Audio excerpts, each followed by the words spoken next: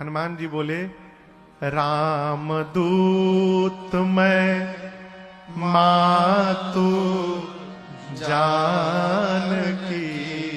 मां बोली, मैं कैसे मानूं? हनुमान जी बोले, सत्य शपथ करुणा निधान की। मैं करुणा निधान भगवान की सौगंध लेकर कहता हूं मां, मैं राम जी का दूत हूं। और आपको बताऊं, सीता मैया करुणा निधान शब्द से ही राम जी को बुलाती थी। पहले के समय माताएं नाम नहीं लेती थी पति का, आजकल तो भगवान ने मालिक है। ये नाम मेरी माँ को माँ पार्वती ने दिया था। करुणा निधान सुजान शील स्नेह जानत राम रो। मेरी माँ मेरे प्रभु को इसी नाम से बुलाती थी।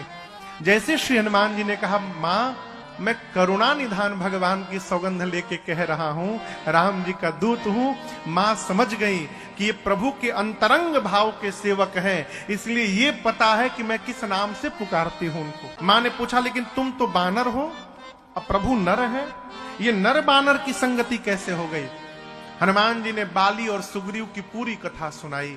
मां ने हनुमान जी को बहुत दुलार किया है। यहाँ पर मां ने पूछा, हनुमान क्या आपके प्रभु कभी मुझे याद करते हैं?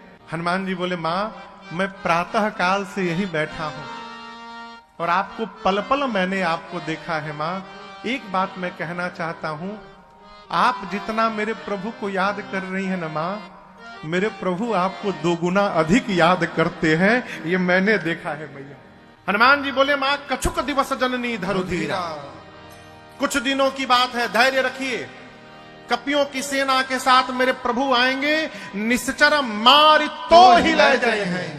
प्रभु आकर निशाचरों को मार करके आपको लेकर जाएंगे। मां मैं कहता हूं, ले जाने की बात यदि है तो तेरा बेटा तुझे अभी लेके जा सकता है।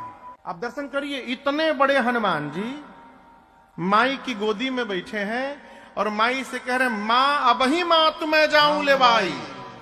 लेकिन दुहाई रघुनाथ जी की, प्रभु ने लाने के लिए नहीं कहा है आपको।